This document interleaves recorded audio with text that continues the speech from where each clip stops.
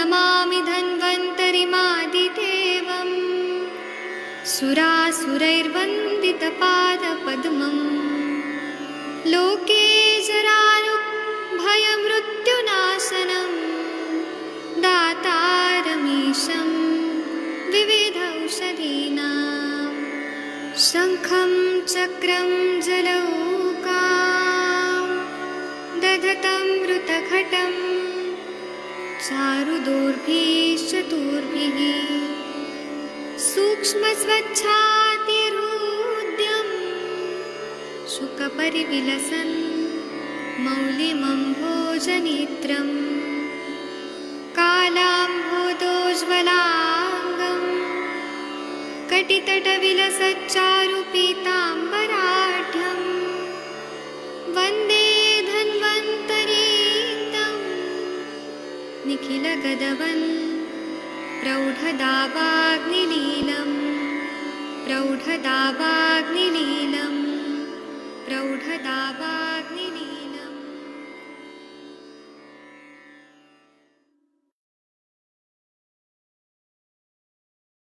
सभी लोगों को मैं वैद्य अरविंद पाठक आप सभी लोगों का स्वागत करता हूं। सभी लोगों को कोटि कोटि प्रणाम करता हूं।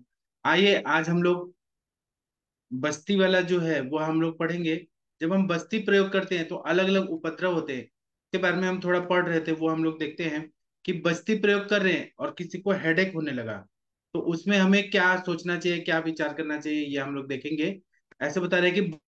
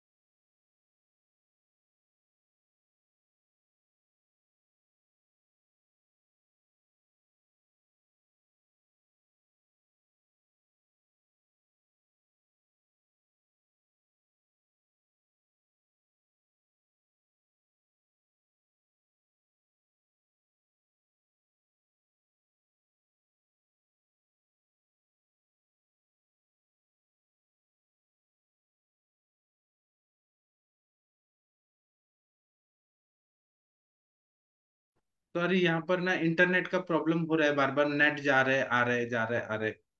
उसके लिए मैं क्षमा प्रार्थी हूँ, कुछ नेट का प्रॉब्लम हो रहा है। हाँ, तो आचार्य लोगों को पता था कि हेडेक होता है और ऐसे कॉम्प्लिकेशंस हो जाते हैं, तो हर चीज का चिकित्सा बताया है और इंडिकेशन भी दिया है। और वो लोग प्रैक्टिशनर थे, उस जमाने में प्रैक्टिस करते थे। तो उन्होंने क्या बोला है कि दुर्बले क्रूर कोष्ठे च तीव्र दोषे तनुर्मृदु शीतो अल्पश्चावृतो दोषे वस्तिस तद्वहितो अनिलः मार्गे गात्रीणि संधान बुनोर्ध्वं मूर्धनि विहन्यते ग्रीवामन्ये च गृह्णाति शिरः कंठं भिन्नति च बधिरं कर्णनादं च पिनसं नेत्र विभ्रमं कुर्यादभ्यञ्जनं तेल लवणेन यथा विधि युञ्ज्यात् प्रध्वन्नस्य धूमेरस्य विरेचयेत् तीक्ष्णानुलोमिके नाथ स्निग्धं भुक्ते अनुवासयेत्। तो ये क्या बोल रहे हैं, हिंदी वाला देखते हैं। नहीं, इसका हम संस्कृति पढ़ेंगे। एक मिनट रुकिए, एक मिनट।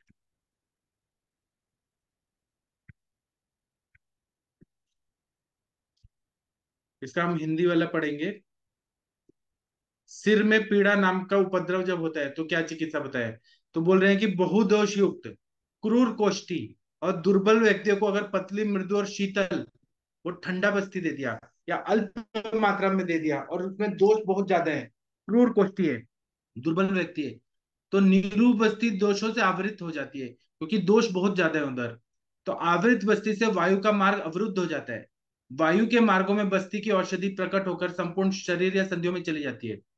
वहां से ऊपर सिर में जाकर नीचे आती है, ग्रीवा में और मन्या में जकड़ाहट होती है, सिर और कंठ में भेदन के समान पीड़ा होती है, बाधिरे होता है, कर्णनाद होता है, पीनस होता है, नेत्र भ्रम होता है, आदि को उत्पन्न करता है। चिकित्सा में बता रहे हैं कि नमक और तेल का अभ्यंग, प्रधमन नस्य, क्योंकि सिर में दोष चले गए हैं तो प्रधमन नस्य, प्रधमन नस्य में तीक्ष्ण प्रधमन नस्य होना चाहिए। वैरेचनिक धूम धूप का प्रयोग करना चाहिए। वातानुलोमक एवं तीक्ष्ण द्रव्यों से सिद्ध स्नेह द्वारा स्निग्ध व्यक्ति को भोजन के पश्चात अनुवासन बस्ती देना चाहिए। तो वायु का जो प्रकोप हुआ है, पहले वायु का अनुलोमन करना है, फिर तीक्ष्ण द्रव्यों द्वारा स्नेह देके, तीक्ष्ण द्रव्य जैसे पंचकोल आदि सिद्ध घृत हो गया, त्रिकटु का सिद्ध हो गया, ऐसे तीक्ष्ण द्रव्यों से सिद्ध स्नेह, या पिप्पल आदि घृत हो गया, वो उसे स्नेहन करके दीपन पाचन हो जाए और फिर अनुवासन बस्ती देना चाहिए। इसी तरह से निरोपद्रव शिरोगौरव, शिरोगौरव चिकित्सा सूत्र, अष्टांग संग्रह कल्प स्थान में बताया कि निरुबस्ती जन्य उपद्रव स्वरूप, अगर निरुबस्ती के वजह से उपद्रव हो गया शिरोगौरव, तो नस्य कर्म और धूम्रपान कराना चाहिए। सरसों के कल्क का सिर पर लेप करना चाहिए। फिर उसके बाद में बोल रहे हैं बस्ती प्रयोगे प्रवाहिका नामकस्य उपद्रवस्य वर्णनम वर्णनम तस्य चिकित्सा सूत्रम च, स्निग्ध शून्य महादोषे बस्तिम मृद्वल्प भेषजः उत्क्लिश्याल्पम हरेद दोषम जने च प्रवाहिकाम सबस्ति पायु शोफे न जंघोरु सदने न वा निरुद्ध मारुतो जंतुर अभीष्णम संप्रवाहते स्वेदाभ्यंगा निरुहाश्च शोधिन अनुलोमिकान विदद्या लंघयित्वा तो वृत्तिम कुर्याद् विरिक्तिवत्। इसका मतलब ये है कि प्रवाहिका अगर हो रहा है तो ये कौन से कंडीशन में हो रहा है। बहुत सारे बार वैद्य लोग को समझ नहीं आता कि हमने कब क्या दे दिया।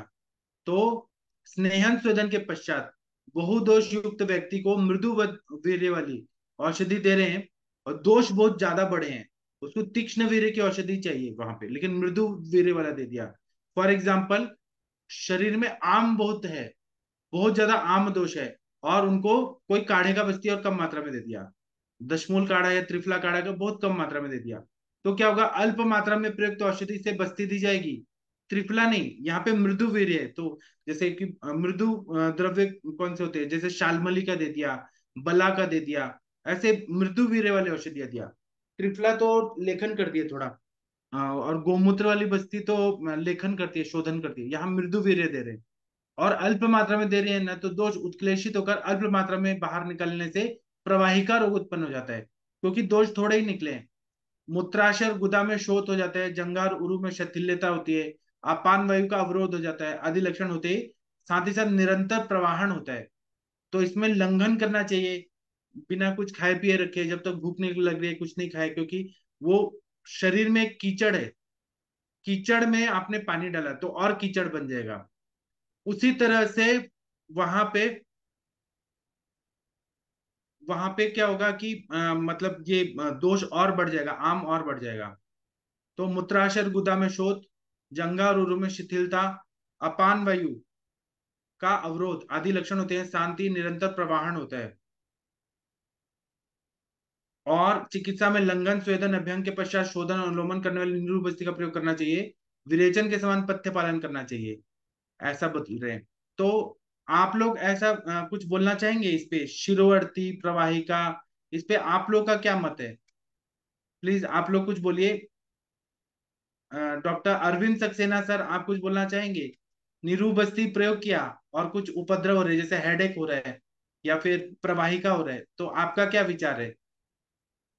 डॉक्टर अरविंद सक्सेना सर, मेरी आवाज आ रही है आपको। हाँ सर, नमस्कार। आप प्रणाम सर, आप कृपया बताइए। आमावस्था में बहुत दोष है, तो आपका क्या विचार है। आमावस्था में अगर बहुदोष है तो आमावस्था में तो हम लोग को बस्ती देनी भी नहीं चाहिए, उसमें तो आम पाचन करके ही करना चाहिए। लेकिन अगर निरू प्रॉपरली नहीं हुआ है, और अगर निरू का पूरा उपकरण नहीं हुआ है, मतलब निरू तो एक हम लोग उसको उदावत का चिकित्सा करके, या अगर उदावत की चिकित्सा कर सकते हैं, उसमें लंगन है, और आम पाचक चूर्ण है, आम पाचक क्या कहते हैं, ये हिंगुआष्टक है, हिंगू पचाती है, ये सब चीजें कर सकते हैं। हाँ, लंघन करना है, गर्म पानी बार बार पीना है। और कई बार हृदय शूल भी होता है, तो इसमें बोला भी गया है कि कफ पित्त अवरुद्धस्तु मारुतो रसमोक्षिता, मतलब अगर कफ पित्त बढ़े हुए हैं तो वो थोड़ा सा रोक देते हैं वायु को। तो हृदय शूल भी आता है, इसमें भी हम लोग को लंघन, क्योंकि पित्त और कफ द्रवो धातु साहित्य लंघनम बहुत, तो उसमें हमको लंघन ही करना है। अच्छा, साथ साथ प्रवाह का वो उसका वातानुमान भी ध्यान रखना है कि वातानुमान होता रहे। अब कई बार तो सुश्रुत में तो वातातिसार अतिसार, जैसे आप बोल रहे हैं, आप प्रवाहिका वातातिसार में या वातक अनुसार अतिसार में अनुवासन बोला गया है कि दधि मंड सुरा बिल फल के साथ में।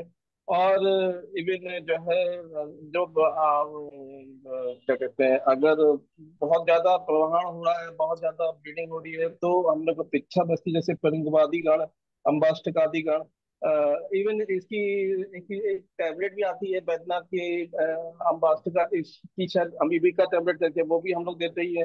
और क्या कहते हैं, कई चीजें होती हैं, कोष्ठ शोधक पे तो हम लोग को विशेष ध्यान रखना ही पड़ता है, जैसे कि त्रिफला आयुर्वेद है, विशोध है, मुनक्का है, गुलाब के पुष्प है, अदन की जड़ है, देवदार का जो है, इस तरीके से। अच्छा, इसमें कई बार पित्त का भी आता है, तो उत्क्लेश हो रहा है, तो हम लोग को जो है अगर प्रॉपरली अगर पित्त समझ नहीं पाए और पित्त बढ़ा हुआ है, तो फिर विदारादि विदारादि गण की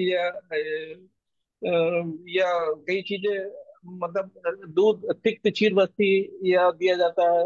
ऐसी कई असल अल्पान रखे जाते हैं सर। जी ठीक है, बहुत अच्छा बताया आपने। और कोई कुछ बोलना चाहते हैं तो बोल सकते हैं। चलिए अभी हम और पढ़ते हैं। प्रवाहिका हर शाल्मली वृत्तादि निरु मुष्टिम शाल्मली वृत्तानाम शीर सिद्धो घृतान्विता हितः प्रवाहणे तद्वद वृंते शाल्मलस्य च। मतलब एक मुट्ठी सेमल के वृंत को दूध में सिद्ध करके घृत मिलाकर बस्ती प्रयोग करने से प्रवाहिका में लाभ होता है, क्योंकि इसमें पिच्छिल गुण होता है और वह पूरा वहां से जो दोष है ना उसको अच्छे से निकाल के हीलिंग भी करते जाता है, इसलिए शाल्मली के वृंत को प्रयोग किया गया है। इसी तरह से बता रहे हैं कि बस्ती और उपद्रव से शकृत क्षय, मतलब हमने बस्ती दे दिया और पूरा मल निकलने के बाद शकृत क्षय हो गया, तो क्या करें। तो ऐसा बोल रहे हैं, या फिर लूज मोशन हो रहा है ऐसे, तो क्या बोल रहे हैं, वातग्ने ग्राही वर्गीय बस्ती शकृति शस्यते वातग्ने रित्यादो वातग्नम दश मूलम ग्राही वर्ग षड विरेचन शताश्रयोक्त क्षितियोक्त एव अत्र जतुकर्ण शकृति शोफग्न ग्राहीर भवस्ति इतिहास शोफग्नम च दशमूलमेव च दशमूलमेव चक्रपाणी। मतलब यहाँ पे वातग्न द्रव्य और ग्राही औषधियां देनी चाहिए। ग्राही वर्ग के बारे में बता रहे हैं कि षड विरेचन सत्य में जो ग्राही द्रव्य बताए वो प्रयोग करें या दशमूल का प्रयोग करें। और वातनाशक वात जो दशमूल या पुरुष संग्रहणीय गण के जो द्रव्य पुरुष संग्रहणीय गण उनका क्वात बना के विधिवत क्वात विधि से बस्ती देना चाहिए। ये बस्ती रक्तातिसार में भी श्रेष्ठ रहता है अगर शक्ति क्षय हो गया है तो।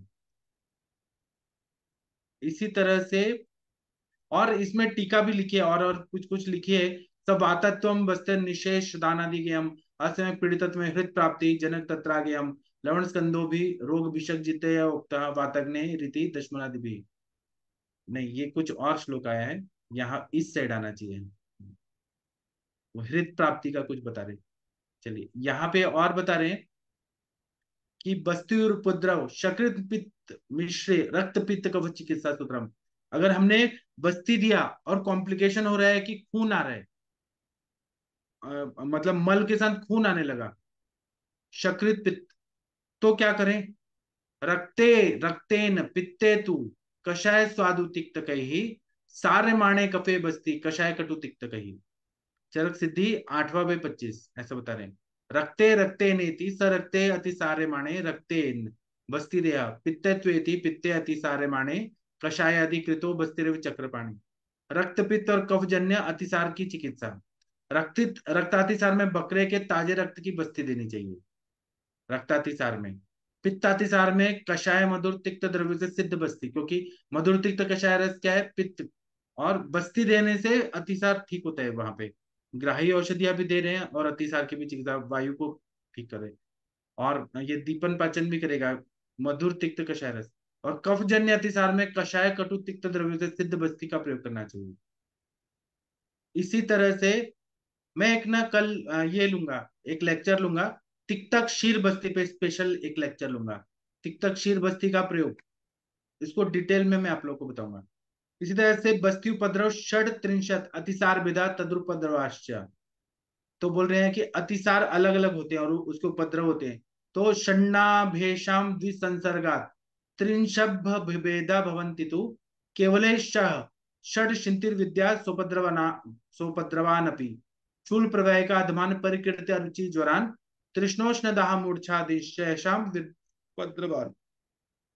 पूर्व में जो 6 प्रकार के अतिसारों का वर्णन किया गया है, इनमें यदि 2 दोषों का संसर्ग हो जाए तो 30 भेद हो जाएंगे, तथा पृथक 6 भेदों को भी इसमें मिला दिया जाए तो इनकी संख्या 36 हो जाती है ना। दोषों का संसर्ग, वात पित्त, पित्त कफ, वात कफ, या वात बढ़ा, पित्त मध्यम, कफ क्षीण, ऐसे 30 भेद हैं और 6 भेद। तो 36 अतिसार उपद्रव के होते हैं। उसमें उदर शूल, प्रवाहिका, आदमान, परिकर्तिका, अरुचि, ज्वर, प्यास, उष्णता, दाह और मूर्छा, ये उपद्रव उत्पन्न होते हैं। इस तरह से बस्ती प्रयोग करें और हृत प्राप्ति, हार्ट के पास चला गया है, ऐसा लग रहा है अटक गया वहां हार्ट के पास, तो क्या बोल रहे हैं, अति तीक्ष्ण से वातो वान वा सम्यक प्रपीड़िता घटेत हृदय बस्ती तत्र काशुकुत कुशोत्कटैः स्यात् साम्ल लवण स्कंद करीर बदरी फलैः श्रिते बस्तिर्हितः सिद्धम वातग्निश्चानुवासनम। चरक सिद्धि स्थान 7/30-31। इसमें क्या बोल रहे हैं, सब आतत्व बस्तिर निशेषा निशेष दाना दिना गेयम असमयक पीड़ितमेव हृत प्राप्ति जनक तत्रागेयम लवण स्कंदो रोग विषज्येति उक्तः वातग्नि रीति दशमूलादि भी। मतलब वायु है, शरीर में वायु है, और हम जो बस्ती द्रव्य दे रहे हैं उसमें एयर बबल नहीं निकाला, बस्ते यंत्र में ही वायु है और हमने दे दिया। तो जो एम्बोलिज्म जैसे कंडीशन होती है ना, वो बता रहे हैं कि असम्यक पीड़ित में, असम्यक रूप से पीड़ित दिया तो हृत प्राप्ति हो सकती है, जिसको हम एयर एम्बोलिज्म आज की भाषा में बोलते हैं। तो उसमें लवण स्कंद रोग विशेष युक्ता वातग्नि रीति दशमूलादि, वातग्नि औषधियां देनी है, दशमूल का फिर से देना है अगर हृत प्राप्ति हो रही है, और लवण स्कंद के औषधियों का प्रयोग करना है। इसको हम हिंदी में पढ़ते हैं। अति तीक्ष्ण बस्ती प्रयोग करने से, वायु युक्त बस्ती प्रयोग करने से, हम लोग कैसे एयर बबल निकाल के देते हैं, या यहाँ पे अति तीक्ष्ण बस्ती दे रहे हैं जैसे गोमूत्र वगैरह का दे रहे हैं, और अनुचित दबाव के साथ बस्ती का प्रयोग करने से बस्ती हृदय प्रदेश में जाकर संघर्ष उत्पन्न करती है। उससे फिर क्या होगा, एयर एम्बोलिज्म, हार्ट में ऐसे सिवियर पेन होने लगेगा, बहुत मतलब पेशेंट को बहुत ज्यादा तकलीफ जैसा कंडीशन आ जाएगा। तो हम लोग क्या करेंगे, तो कुश काफ की मूल, अम्ल स्कंद और लवण स्कंद के द्रव्य, अम्ल स्कंद के द्रव्य हृदय होते हैं और वायु का अनुलोमन करते हैं, लवण स्कंद भी वायु का अनुलोमन करता है, बात शमक होता है। तो और करीर और बेल के फल से सिद्ध निरू बस्ती का प्रयोग करना है अगर हृदय प्राप्ति हो रही है, एम्बोलिज्म अगर हो रहा है तो। एक तो हमें पहले से ही गलती नहीं करनी है, लेकिन अगर हो गई तो फिर, क्योंकि थेरेपिस्ट लोग कुछ गलत कर सकते हैं। और हम वातनाशक द्रव्यों से तिल सिद्ध करके अनुवासन बस्ती देना चाहिए। वातनाशक द्रव्य जैसे दशमूल सिद्ध तेल हो गया, महानारायण तेल हो गया, क्षीरबला हो गया, धानवंतर तेल हो गया, ऐसे अनुवासन बस्ती देनी चाहिए। तो वायु जो है, एयर बबल जो चला गया हार्ट में, वो निकलने लगेगा, पेशेंट को हृदय प्राप्ति का जो सिम्टम है वो कम हो जाएगा। और सुश्रुत के अनुसार सर्वदोष हर शोधन बस्ती का प्रयोग करना चाहिए। इसी तरह से क्लम, अगर बहुत मानसिक शारीरिक थकावट आ रही है बस्ती देने के बाद, अगर किसी ने बहुत ज्यादा मात्रा में बस्ती दिया, तो ऐसा होता है, ये मैंने देखा है, इंटर्नशिप कर रहा था तो सीनियर लोग जो पंचकर्मा में ये करे थे ना, पीजीपीपी या डीपीसी, तो वो लोग ने ऐसे गड़बड़ किया था, वो सीख रहे थे तो उन्होंने किया था। क्लम नाम का उपद्रव होता है। तो क्या बता रहे हैं, आम शेषे निरूहेण मृदुना दोष ईरितः मार्गम रुणद्धि वातस्य हत्या हत्याग्नि हत्याग्नि मूर्छित यद्यपि क्लमम विदाहम हृशूलम मोह वेष्टन गौरवम पुर्यात् स्वेदे वृक्षत स्तम पाचनेश्चाप्योपचारये पिप्पलिक कत्रिणो शिर दारु मुर्वा श्रुतम जलम पिबेत स्वर्वर्चलोन्मिश्रम दीपनम हृदि शोधनम वचा नागर शट्टेला दधि मंडेन मूर्छिता पेयः प्रसन्नया वा स्युरष्टे अरिष्टे ना सवेन वा।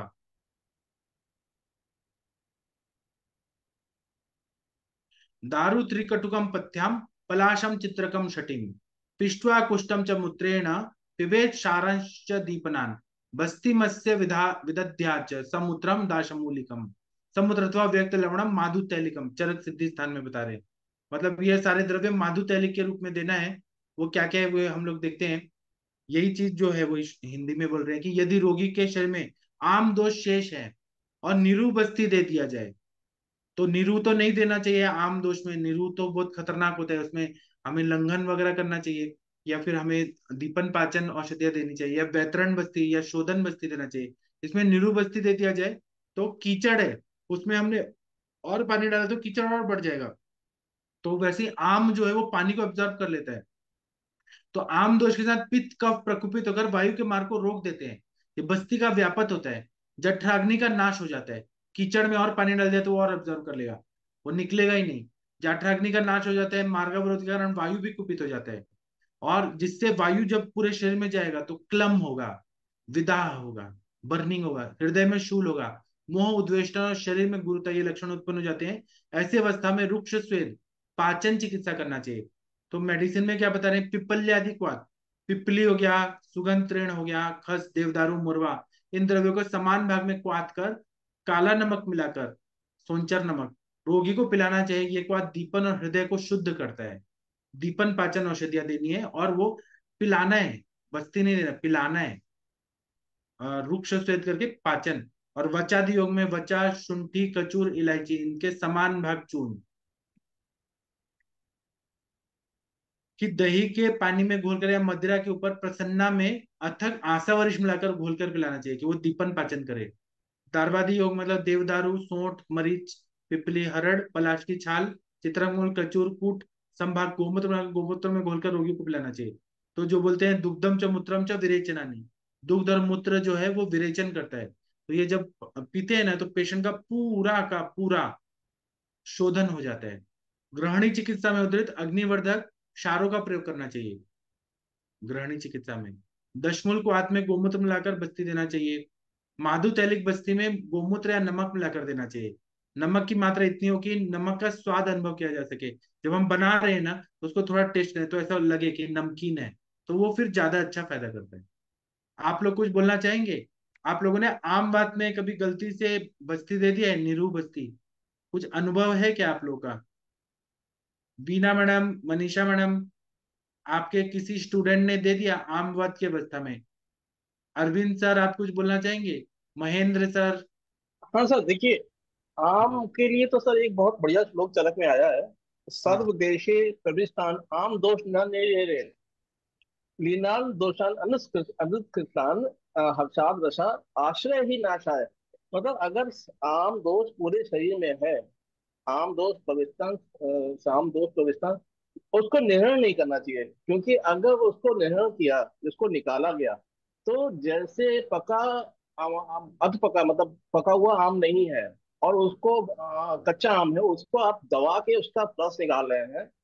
तो ऐसे ही वो चिकित्सा होती है कि अगर आम दोष में आपने निरूह दिया, तो इसीलिए बोला गया है सर्व देहे प्रविष्टान आम दोष न निहर।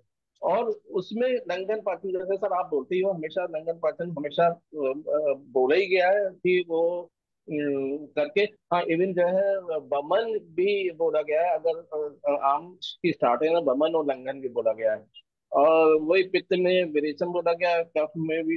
अच्छा, ये जो सर अभी बता रहे थे आप कि उदावत में देवदारवादी को अर्थ भी, जैसे आपने बोला था देवदार चित्रकूट, इसमें उदावत में सर देवदारवादी चूर्ण भी बोला गया सर। बहुत उसका भी बहुत बढ़िया रिजल्ट आता है, जिसमें देवदार चित्रक और देवदार चित्रक, त्रिफला और बड़ी कटेरी, मतलब ये चार दवाइयों का चूर्ण भी जो है अगर आप इस्तेमाल करते हैं तो उसका बहुत बढ़िया रिस्पॉन्स आता है।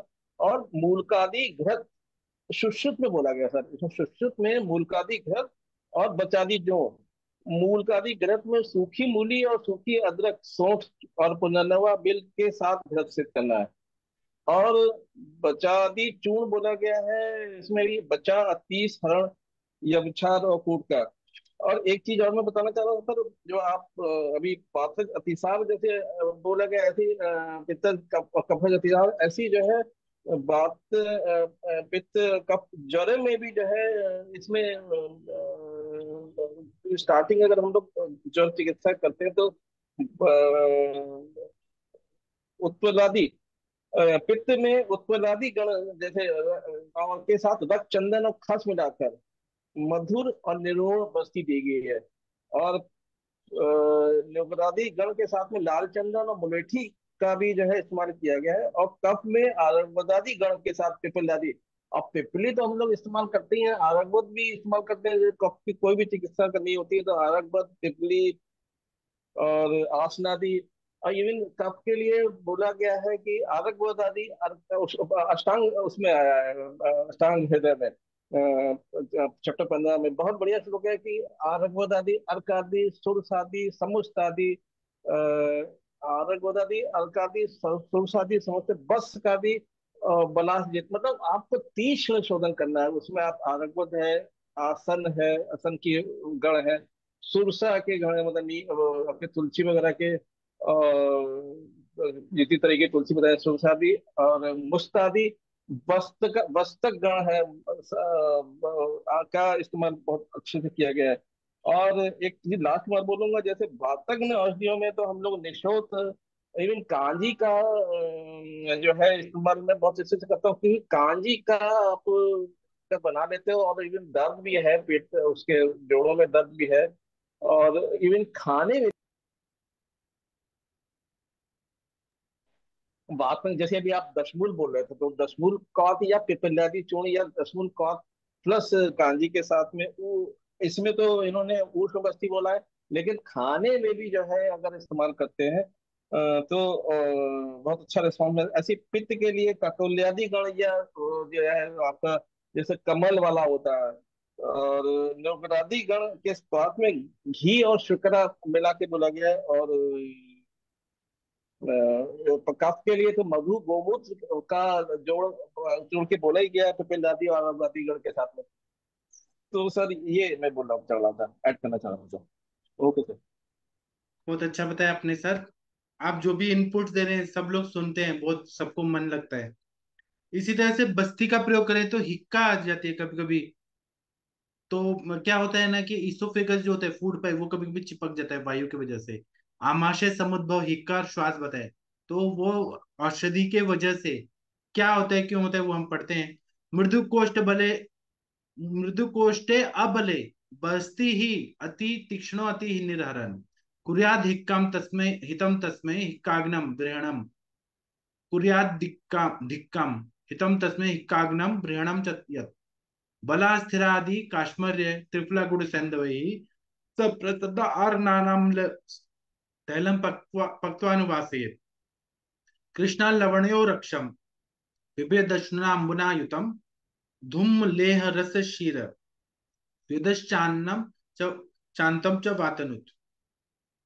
हिचकी क्यों आती है, तो बोल रहे हैं कि मृदु कोष्ठ वाले और बलहीन रोगी को यदि अति तीक्ष्ण बस्ती दी जाए तो दोषों को अधिक रूप से निकालती है।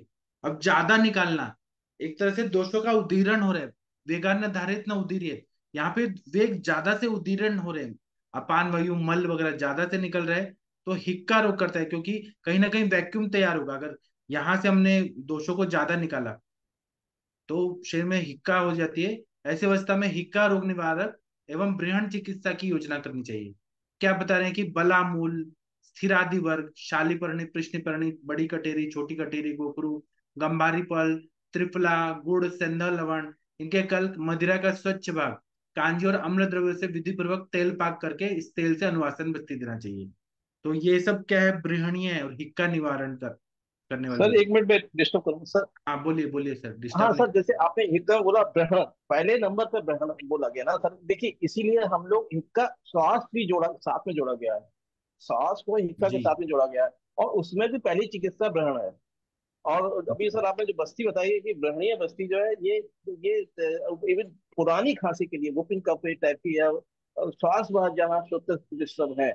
कफ रुद्ध गमना पवनो मतलब कफ अगर रुद्ध कर रहा है तो वायु की उसको जो मूवमेंट को विद्वगास्ता बोला गया है। कफ रुद्ध गमना पद्मो गमना पावनो विद्वगास्ता प्राण प्राण दूषित होती है, अपान और अग्नि। तीन प्राण अपान दूषित होती है।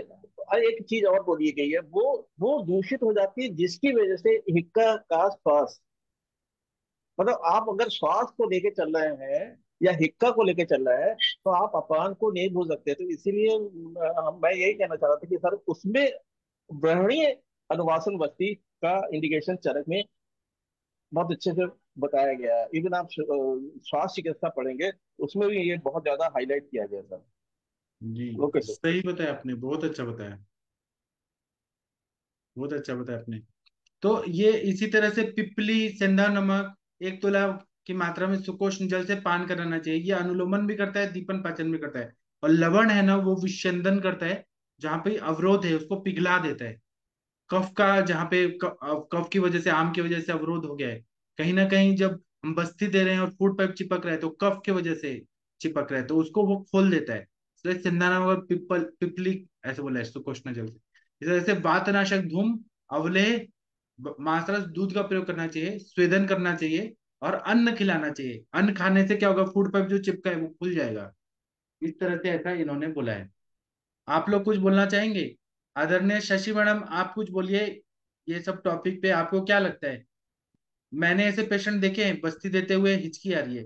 हाँ बताइए मैम, बताइए।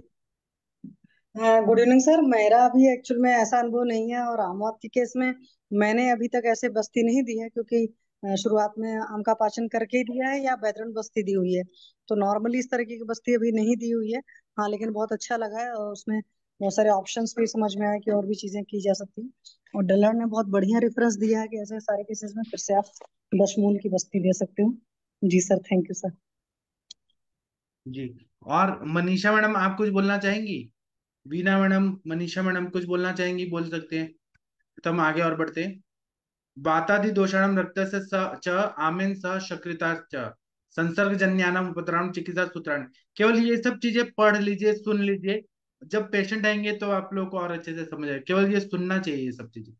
तो बोल रहे हैं, शक्रिता वायुना वाभे तेन वचस्य यथा नीले संसृष्टे अंतरपानम स्यात् व्योषाम्ल लवणैर्युतम पित्ते नामे असृजा वापि तयोरामेन वा पुनः संसृष्टयोर भवेत् पानम सव्योष स्वादु तिक्तकम तथा आमे कफ संसृष्टे कषाय व्योष तिक्तकम आमेन तु कफे व्योष कषाय लवणैर्युत वातेन विषि पित्ते वा विट पित्ताभ्यम तथा नीले मधुराम्ल कषाय स्यात् संसृष्टे बस्तिरुत्तमः शकृशोणितयो पित्त शकृतो रक्त पित्तयो बस्तिरन्योन्य संसर्गे कषाय स्वादु तिक्तकः कफेन विषि पित्ते वा कफे विट पित्त शोणिते व्योष तिक्त कषाय स्यात् संसृष्टे बस्तिरुत्तमः स्याद बस्ति व्योष तिक्ताम्ल संसृष्टे वायुना कफे व्यो मधुर व्योष तिक्तस्तु रक्ते कफ विमूर्छिते मारुते कफ संसृष्टे व्योषाम्ल लवणो भवेत् बस्तिर्वातेन पित्ते तु कार्यः स्वाद्वम्ल तिक्तकः। चरक सिद्धि स्थान में बता रहे हैं। इसका हम हिंदी में पढ़ेंगे, टीका पढ़ने में हम टाइम वेस्ट नहीं करेंगे, मेन मेन चीज पढ़ना है। यदि मल के साथ आम की प्रधानता है, मल भी है और आम भी है, वायु के साथ आम की प्रधानता है, या आम दोष के साथ वायु की प्रधानता है, ऐसे कंडीशन सब बता रहे हैं। वायु के साथ आम या आम दोष के साथ वायु, या मल के साथ आम, साम मल है, चिपका चिपका मल है। जैसे शशि मैडम पूछते हैं ना कि जब आप वॉशरूम जाते हैं तो फ्लश पूरा साफ कर देते हैं, चिपका रहता है, तो साम मल रहता है। तो त्रिकटु चूर्ण और जैसे शुंठ मरीच पिपली नमक और अम्ल द्रव्यों के द्रव्य में मिलाकर पाचन के लिए देना चाहिए। पित्त दोष के साथ आम दोष की प्रधानता हो, रक्त के साथ पित्त की प्रधानता हो, आम के साथ पित्त की प्रधानता हो, मतलब साम पित्त है वहां पे, आम के साथ पित्त है और आम के साथ रक्त की प्रधानता है, ऐसी सारी अवस्थाओं में त्रिकटु चूर्ण मधु और तिक्त द्रव्य के कषाय में मिलाकर पान करने के लिए देना चाहिए। कफ दोष के साथ आम दोष प्रबल है, अतिसार भी हो रहा है, तो कषाय रसयुक्त द्रव्यों के साथ त्रिकटु चूर्ण और तिक्त द्रव्यों से बने हुए चूर्ण या क्वाथ मिलाकर पीना चाहिए। अगर आम दोष के साथ कफ की प्रबलता है तो और अतिसार हो रहा है, आम दोष भी है, कफ भी है और अतिसार भी होता है, तो त्रिकटु चूर्ण के साथ कषाय और लवण द्रव्य के साथ उन्हें चूर्ण या क्वाथ पिलाना चाहिए, पान करना चाहिए। वायु के साथ मल की प्रबलता है तो वायु के साथ पित्त की प्रबलता है, या मल के साथ वायु की प्रधानता है, पित्त के साथ वायु है, अलग अलग कंडीशन है। रक्त के साथ वायु की प्रधानता है और अतिसार है तो मधुर अम्ल कषाय द्रव्य के से निर्मित बस्ती उत्तम है। तो ऐसे जब रक्तातिसार वगैरह हो रहा है तो हम लोग शालमली का पिच्छा बस्ती देते हैं, तो वो भी बहुत अच्छा काम करता है। और मल और वात संसर्ग जन्य, पित्त और मल संसर्ग जन्य, रक्त एवं पित्त संसर्ग जन्य अतिसार होने पर कषाय मधुर तिक्त द्रव्य के साथ स्वाति के साथ बस्ती प्रयोग करना चाहिए।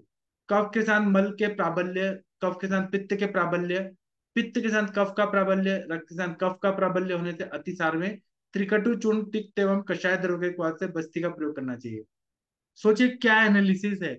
हम लोग इतना कौन सोचता है कि कफ के साथ मल का प्राबल्य है, कफ के साथ पित्त का प्राबल्य, कौन ऐसा मल देखता है। लेकिन अपने आचार्य लोग हर चीज पे एनालिसिस करते थे। पित्त के साथ कफ का प्राबल्य, रक्त के साथ कफ का प्राबल्य और अतिसार, क्या मतलब उनका स्टडी था, हर चीज पे एनालिसिस करते थे। फिर वायु के साथ कफ के संसर्ग से उत्पन्न अतिसार, वायु भी है कफ भी है और अतिसार है तो त्रिकटु चूर्ण तिक्त एवं अम्ल द्रव्य के स्वाद से बस्ती प्रयोग करना चाहिए। कफ के साथ रक्त की प्रधानता होने पर मधुर द्रव्य त्रिकटु चूर्ण और तिक्त द्रव्य के स्वाद से बस्ती का प्रयोग करना चाहिए। वायु एवं कफ का संसर्ग होने पर उत्पन्न अतिसार में त्रिकटु चूर्ण अम्ल द्रव्य के क्वाथ में लवण मिलाकर बस्ती देना चाहिए। वायु के साथ पित्त का संसर्ग होने पर मधुर अम्ल और तिक्त द्रव्य के साथ बस्ती का प्रयोग करना चाहिए। चलिए हम अभी दूसरा पढ़ते हैं। ये थोड़ा उपद्रव वाला बहुत ज्यादा हो गया है, अभी एक ही दिन सब पढ़ेंगे तो कंफ्यूजन होगी।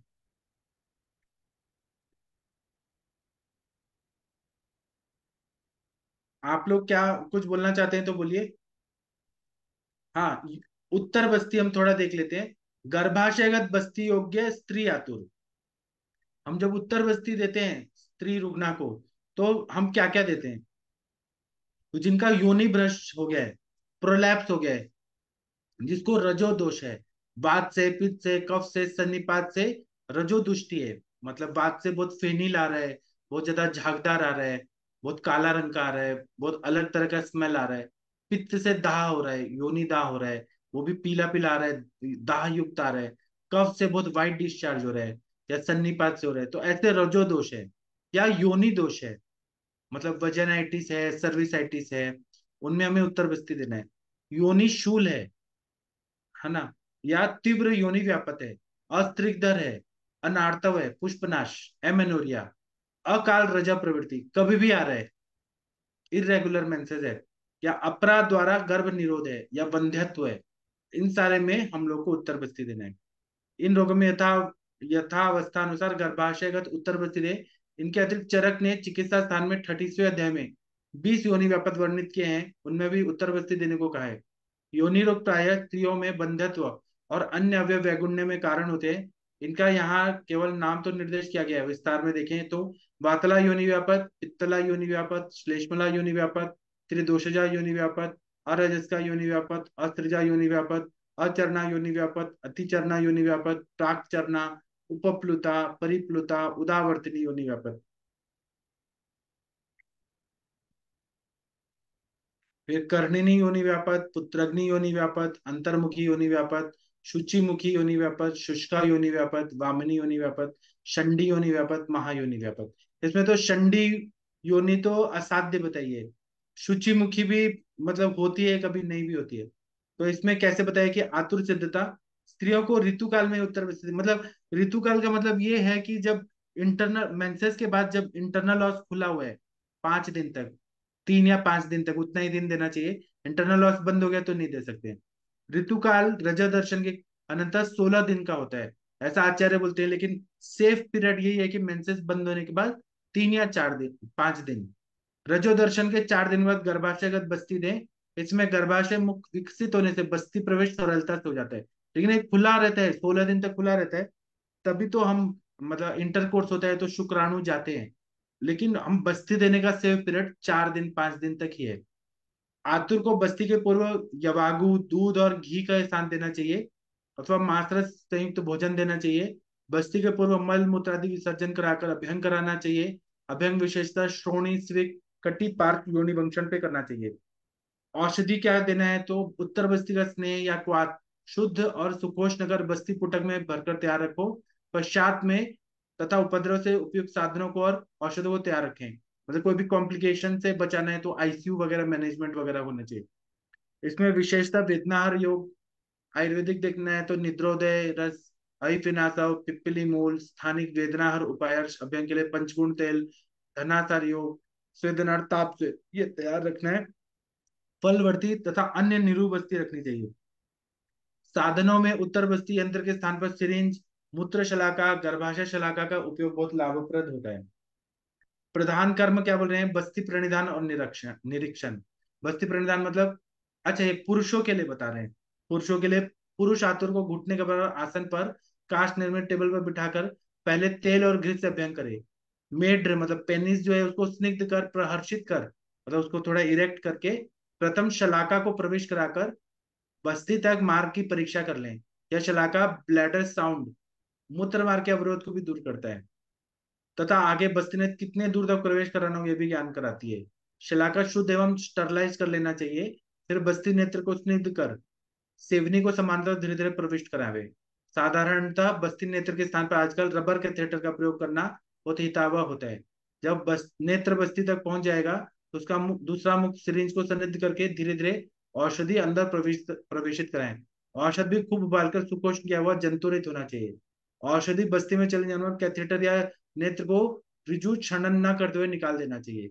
स्त्रियों को करना है तो बस्ती देना है तो टेबल पर चित्त लिटाकर जानू में पांव को मोड़कर फैलाकर रखें। उपयुक्त प्रकार से वंक्षण बस्ती मुख पर अभ्यंग और स्वेदन करें। और मूत्राशयगत बस्ती देनी हो तो बस्ती शलाका ब्लैडर साउंड से मार्ग परीक्षा करें। और गर्भाशयगत बस्ती देनी हो तो गर्भाशय शलाका प्रविष्ट कर कराकर मार्गान्वेक्षण करें। फिर बस्ती नेत्र स्त्रियों में उपयुक्त रबर कैथेटर अंदर प्रवेशित करें। रबर कैथेटर यदि गर्भाशय में प्रवेश करना हो तो संदंश ग्रीवा, गर्भाशय ग्रीवा, सर्विक्स को पकड़कर उन्नत करना चाहिए। और हम लोग कैसे सीखे, सिम स्पेकुलम, कुछ स्पेकुलम, कुछ ये सब अलग अलग चीजों से हम लोगों ने देखा है, कुछ स्पेकुलम वगैरह से। तो शलाका प्रवेश करने के बाद ही कैथेटर प्रविष्ट हो सकता है, यह ध्यान रखें। स्त्रियों के लिए उपयोग के लिए एक अच्छा यंत्र है गर्भाशय की कैनुला, यूटरन कैनुला। इसका उपयोग बंधत्व परीक्षा में बीज वाहिनी नाड़िका अवरोध के बाद पेटेंसी टेस्ट के लिए किया जाता है। इसका वर्णन उपकल्पना अध्याय में भी किया है। यह कैनुला सुखपूर्वक प्रवेश कर पीछे के भाग औषधि सिरिंज के साथ जोड़कर औषधि अंदर प्रवेश करावे और तत्पश्चात यंत्र तथा रबर कैथेटर को युक्तिपूर्वक निकाल लेवे। और निरीक्षण क्या है कि उत्तर बस्ती यदि क्वाथ की हो तो तुरंत वापस आ जाती है। वापस आने पर यह सम्यक दत्त बस्ती ऐसा समझना है अगर हम काढ़ा का दे रहे हैं तो। इस बार 2 या 3 बस्ती दी जा सकती है। उत्तर बस्ती स्नेह से दी गई हो तो जल्दी वापस नहीं आती है। वह स्नेह बस्ती के समान अंदर रहकर कार्यकर होती है।